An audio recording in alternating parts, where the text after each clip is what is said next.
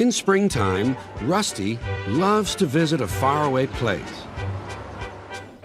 It's filled with bluebells. The air smells sweet, and Rusty thinks there is no better place to be. One day, Thomas was passing by just as Rusty was having a drink. Beep, beep. Good morning. Your driver looks a little worried. I wonder why. I don't know, said Rusty, but I soon will. Excuse me, said Rusty, but is something wrong? Yes, indeed, replied the driver. They need another engine to help run this special line. A bluebell engine, laughed Rusty. Maybe I can find one. Later, Rusty saw Douglas and Percy. Rusty had an idea. Can you help me find another engine? Where? Where you found Oliver. You mean on the other railway? Yes, I'm looking for a bluebell engine. And Rusty explained everything. The other I'd like to help. And Sir Handel sang a song about it. Peter Sam said again and again, his new funnel will put ours to shame. Went into the tunnel and lost his old funnel. Now his famous new funnel's a drain. The teasing continued until at last the day came when his new funnel arrived. Sir Topham Hatt proudly presented it. Oh dear, someone squashed it, said Peter Sam, but Sir Topham Hatt laughed. Don't worry, Peter Sam. This funnel is something special indeed. You'll soon see. Peter Sam's new funnel had special pipes which made puffing much easier. I feel stronger than ever before, he hummed. Even Sir Handel was impressed. I can't understand it. Peter Sam just seems to stroll along the line. He makes work look so easy. The engines don't laugh at Peter Sam's funnel now. They wish they had one like it. I'm glad you're pleased. Manager said, let's mend the track so well that he won't know where he is. And we did. And you didn't, if you take my meaning. Skarloey liked this hard-working diesel. There's still one bad bit, warned Rusty, just before the first station. An engine might come off there, particularly Duncan. He will rock and roll along the line. Look at him right now. I hope he doesn't hurt his passengers. What's that about me? I'm a plain engine, and I believe in plain speaking. Speak up. Rusty warned Duncan about the bad bit of rail. Huh. I know my way about. I don't need smelly diesels to tell me what to do. Rusty felt hurt. Duncan banged about the yard. Then he clattered crossly to the station. James was already there, waiting for him. You're late, he snapped. I know, said Duncan. It's that smelly diesel's fault. Rusty tries to teach me how to stay on the rails and then goes off leaving me to find my own coaches. You poor engine, sympathized James. I know all about diesels. One crept into our yard and ordered us about. I soon sent him packing. Duncan was filled with admiration. He didn't know that James was boastful and sometimes didn't tell the truth. Send Rusty packing! Send Rusty packing! Snorted Duncan. And Peter Sam. He climbed the hill furiously. Well done, boy, encouraged his driver. Keep it up. Soon they were near the first station. The sun shone, the rails were dry. This is lovely, sang Skarloey.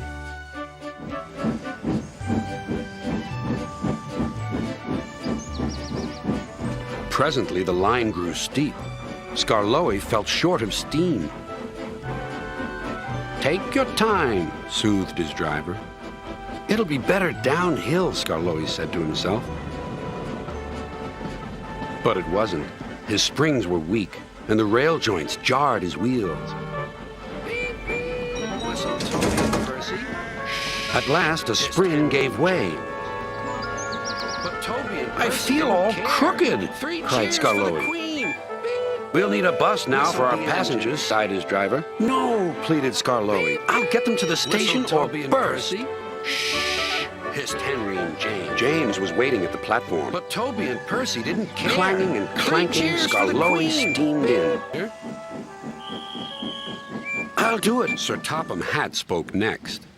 You look like an iced cake, Henry. That won't do for the royal train. I must make other arrangements.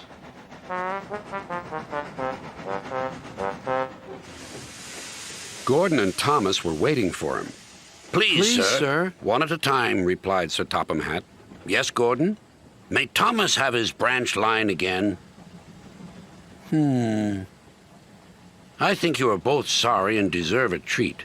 Edward will go in front to clear the line. Thomas will look after the coaches, and Gordon will pull the train. The great day came. All the engines worked hard, bringing people to the town. Thomas sorted out their coaches in the yard. Daisy was excited. Now, she thought, I'll show Toby how to manage bulls. The farmer. Daisy was excited. Now, she thought, I'll show Toby how to manage bulls. The farmer. Daisy was excited. Now. Suddenly, he saw some grass. Now for my breakfast, he thought.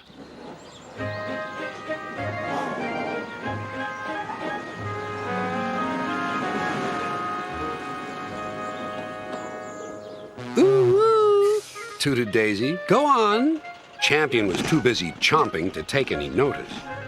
Ooh, said Daisy again. Champion kept grazing. This is all wrong, thought Daisy. How can I look him in the eye if he won't turn around? At last, he did. Said Champion. Oh, murmured Daisy. Why doesn't he run away? Go on, Daisy, said her driver. He's harmless. Yes, said Daisy unhappily. You know he's harmless, and I know he's harmless. But does he know? Look at his horns. If I bumped into him, he might hurt them. The farmer wouldn't like that. The road, he saw George traveling home. Sir Handel tried to attract his attention. Beep, beep, beep. George took no notice. There was barely room to pass.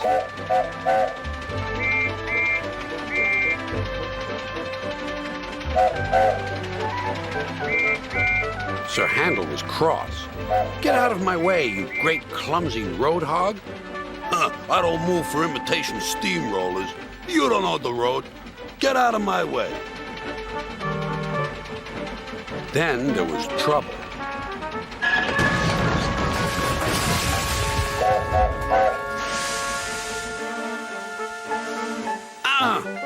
Cried Sir Handel. That was your fault. No, it wasn't. It was yours.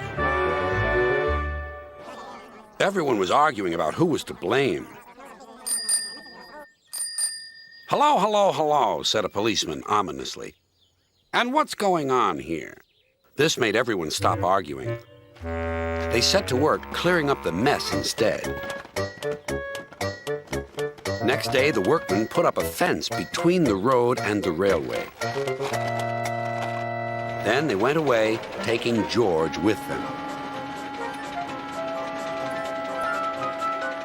Sir Handel thought he had made George go away. Thomas grew more and more excited. Too excited for his own good. I'm glad. He talked of nothing but steamroll. Thomas grew more and more excited, whispered Scarloey very much. He's worse than ever. It seems, continued Sir Topham Hatt, that there are many girls and boys who would like to meet you. Therefore, we are all going to the big city far away. Hooray! Hooray! The engines whistled. Silence! Other engines will be working here while you are away, so please show them what to do. As Annie and Clarabelle were going to the big city too, Thomas and Oliver practiced with some other coaches.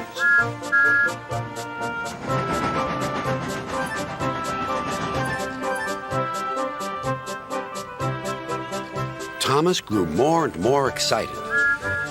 Too excited for his own good. I'm glad I'm a splendid engine, he puffed. Sir Topham Hatt thinks I'm really useful. I had a race with Bertie once. I whooshed through the tunnel and stopped an inch from the buffers. But the rescuers wouldn't give up. Then Thomas made his mistake. Just like this, he boasted. But the rescuers wouldn't give up. And soon, they were all asleep too. It was a beautiful night on the island of Sodor. The day's work was done, and the engines puffed safely home. Thomas, Whispered Percy. will you tell us the end of the story? You mean the one about Duke, the lost engine? Exactly. Said Henry. But please remind us of the story so far. So Thomas began, and here is the rest of the story he told. Duke was old and lived with two young engines called Stuart and Falcon. They teased Duke and called him Grandpuff, but they were happy together.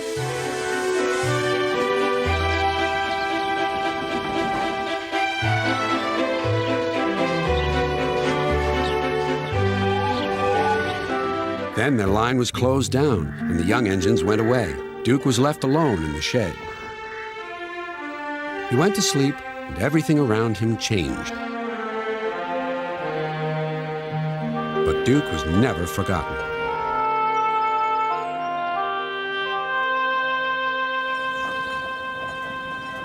Years went by until one day not long ago, visitors came to see Sir Topham Hatt. We want to find Duke, they said. Make him happy again. Maps lay everywhere. If we follow the old line shown here on the map, they said, we'll travel north of the village and then into the mountains. And look, there's a sign for the old station. If Duke's anywhere, he's there. By now, all the other engines were talking about Stepney. He runs a famous branch line. Did you know that? Said Percy. Thomas was feeling a little jealous. Huh. It may be famous, but my branch is the first on the line. Everyone knows that, too. And he huffed away to fetch his coaches. Look, squeaked Percy. Why have they all come? There's no train yet. But Percy was wrong. The signal dropped, and from far away an engine whistled. Here he comes, yelled Douglas. Stepney puffed proudly through the junction.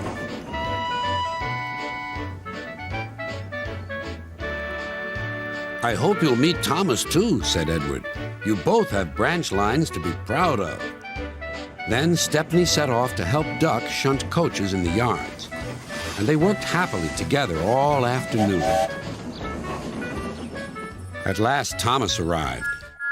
Sorry, can't talk. It's time for my last branch line train. Mustn't be late. Stuart and Falcon used to He was hardly out of sight when the engines heard shouting at the station. Moments later came the alarm. Stop all trains! The signalman answered the telephone. A special, is it? I see. Thomas was impatient. Why are we waiting? My passengers are being delayed. Their names were Duke, Stuart, and Falcon. Duke was the oldest and was named after His Grace, the Duke of Sodor. He was proud of this and loved to keep the little engines in order.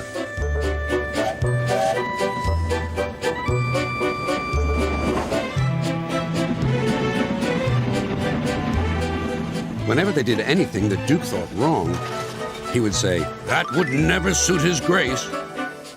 Other engines came and went, but Duke outlasted them all.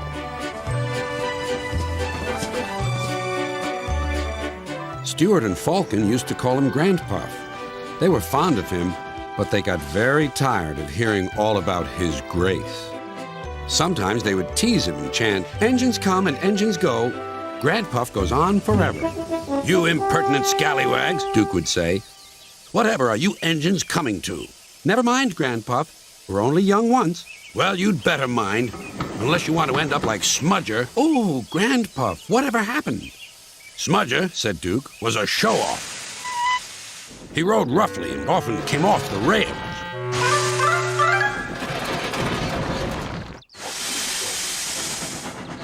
I warned him to be careful, but he took no notice." Listen, Dookie, he snarled.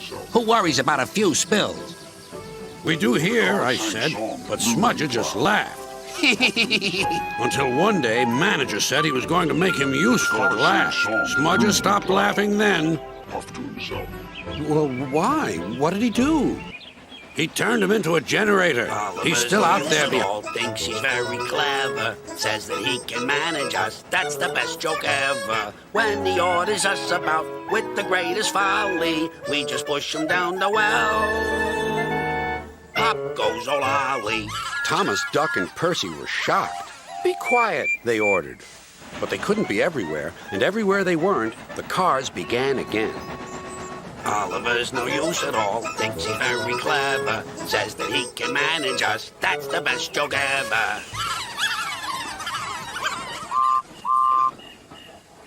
At last, the engines gave up. We're sorry, Oliver, they said.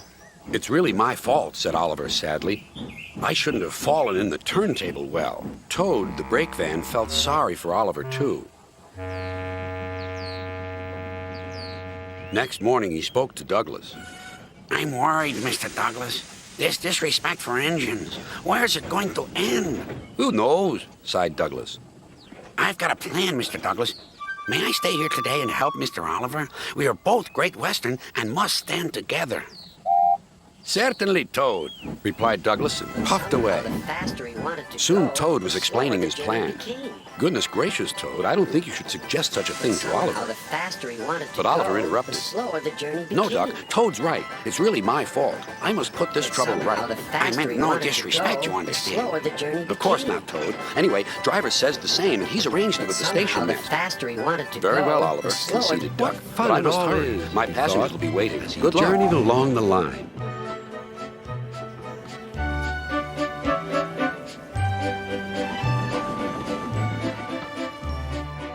The coaches enjoyed themselves, too. They were growing fond of Peter Sam.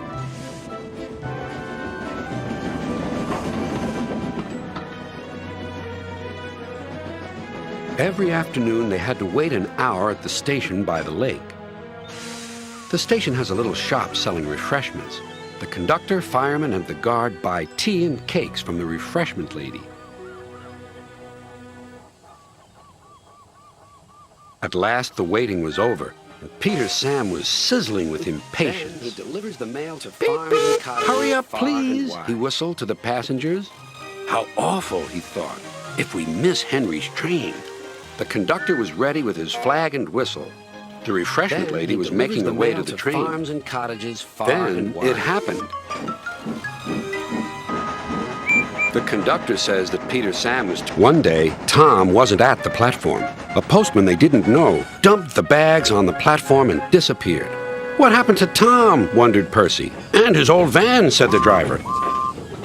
No wonder the new postman looks cross. Trying to carry mailbags on a bicycle would make anyone miserable. Next morning, the engines were glad to see Tom back again, but he looked very sad. The postmaster decided my van was too expensive to run. The rounds take longer on my bike. I'm sorry, I can't stop to help you. I wish I could cheer Tom Tipper up, sighed Percy, the small engine. He was just wondering about how this might be done when his thoughts were rudely interrupted. A man was shouting at Tom Tipper. You've got to come back to Sir Topham Hatt's office. He needs you to sign some important papers right away. Oh, dear, replied Tom Tipper. This is going to make me later still. He was in a hurry and being careless. He propped his bike against Percy's mail car and rushed away. Stop! Cried Percy, but Tom was out of sight. There was worse to come. Percy's driver hadn't seen the bike and he started away. Oh no! Cried Percy. Now there'll be trouble. And there was. Percy's driver quickly stopped the train. Everyone came running to the scene. Tom Tipper's bicycle was in pieces. Duke didn't feel well. He was short of steam. I'm sorry, Mr. to rest. His driver and fireman had just finished clearing his tubes when Stewart bustled in. Hello, Grandpuff, he teased. Are you short of puff? Nothing of the sort. This is routine maintenance. Tell you what, went on Stewart, you're getting old. We must take care of you in case you break down. Whoosh, Duke. That'll be the day. Duke couldn't stay cross for long. It was a lovely evening. Couldn't be better. Couldn't be better, he chuntered happily. They began to climb, but Duke didn't mind. I've plenty of steam, he puffed. We'll be up in a couple of puffs. Carefully over the rails. But soon, Duke's puffs changed to wheezes. His valves were leaking steam. It's not so easy. It's not so easy, He croaked. But I'll manage.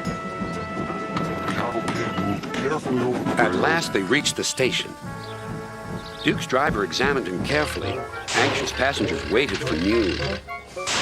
Shaking and spluttering, the diesel stopped. Meanwhile, the inspector was looking for his hat. The diesel seethed with fury as Duck and Stepney pushed him back to the shed. "My hat!" exclaimed the inspector. "You've sucked it through your air intake." "Bother your hat. The heavy train's due out. You'll have to take it, Duck. Stepney, will you help, please?" "Thank you, sir," cried Stepney. "I'd like a good long run on my last day." The engines were soon ready. "Gordon will take over from halfway, so get the train to there. Good It luck." took a very long "Don't worry," time smiled to clear Stepney. the mess. "We'll get there, and be early, too." It took a very long time to clear the The mess. cavalcade moved carefully over the rails and out to the open line. It took a very long time "Now to for a clear sprint," the mess. puffed Stepney. "I'm ready when you are," It replied took Duck. a very long time to... Why, Sir Topham Hatt arrived. Soon they were whizzing. "Leave these cars, please, Percy. There's an emergency at the harbor." "Come on, Percy," said his driver. "This'll be trouble with Bulstrode." "Who's Bulstrode?" wondered Percy. He was still surprised about Toby, and now he had two puzzles to sort out. His driver explained. "Bulstrode is a disagreeable barge. He never stops complaining." His driver was right about Bulstrode. Today the barge was more bad-tempered than ever. "Come on, come on. Why aren't you cars where you should be?" "There's no engine, and we can only go where we're put," shouted the cars. "You're in the wrong place, not us." When Percy arrived, Bulstrode was sulking and the cars were crosser still. "Our stone is for Bulstrode. Please put us in a siding so that we can load him up and be rid of him."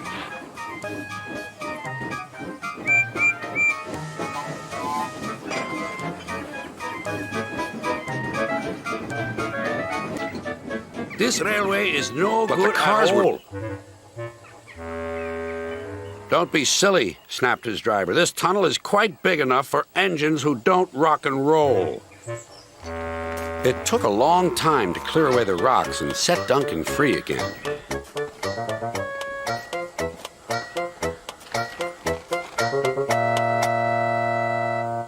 At last, Skarloey was able to push Duncan and his coaches safely through.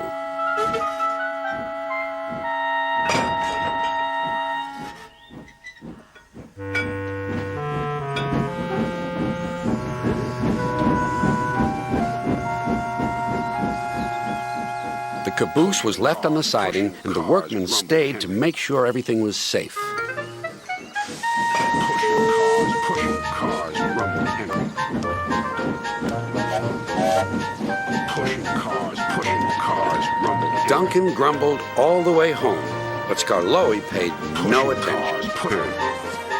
Later, Sir Topham Hatt spoke. "A tunnel is blocked down the line. You must take some workmen to investigate."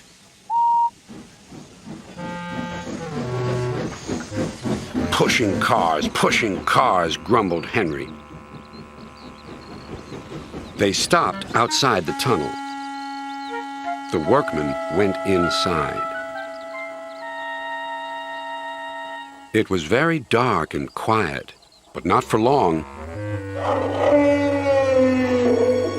"Help!" shouted the workmen, and they ran out.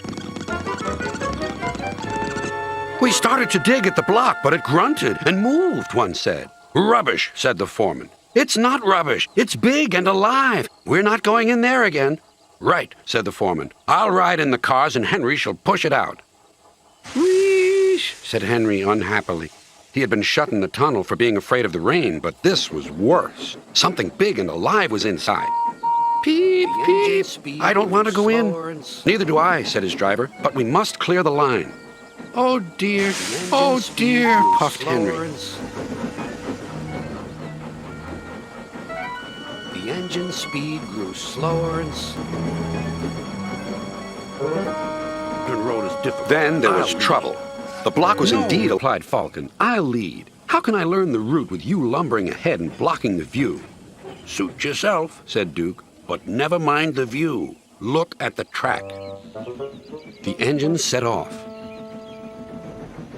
Look at the track, puffed Duke. Never mind the view. Fuss pot, replied Falcon. Fuddy-duddy, fuddy-duddy, fuddy-duddy. The engine speed grew slower and slower. Don't dawdle, urged Falcon. No hurry, Puffed Duke. Soon they approached a tunnel. Falcon didn't like the tunnel. It was curved and he couldn't see. I want to get out, he sighed. One moment everything seemed safe. But then suddenly,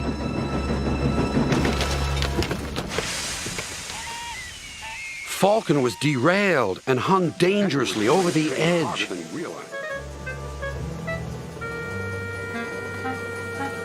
Duke bravely held on with all his strength. Stop shaking, he called. Henry was pulling I his train can't harder hold you than if you realized. shake. Henry was pulling Duke's his train driver and harder than fireman realized. worked quickly to make the two engines safe again. Then, meanwhile, Duck was waiting at Edward's station so that he could help the heavy train by pushing from behind. Henry made good progress.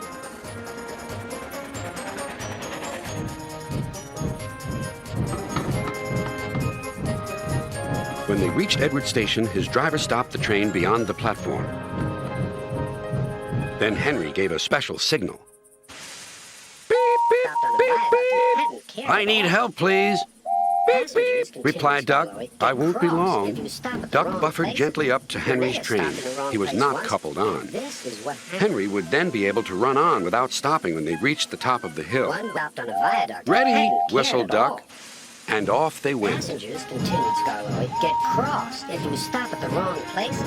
Reneus stopped in the wrong place once, and this is what happened.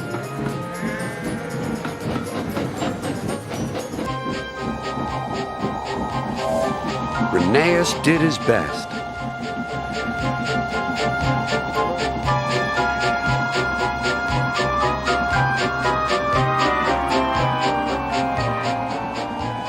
If I fail, he thought to himself, the passengers will be cross and the railway will close. Everything blurred. He was really too tired to make another turn of his wheels, but he did. And another, and another, and another.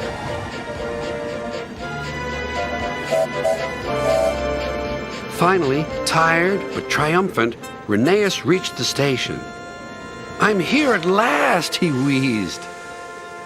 Thank you for getting us home, said the passengers. We'll tell all our friends what a fine railway this is. His driver was delighted.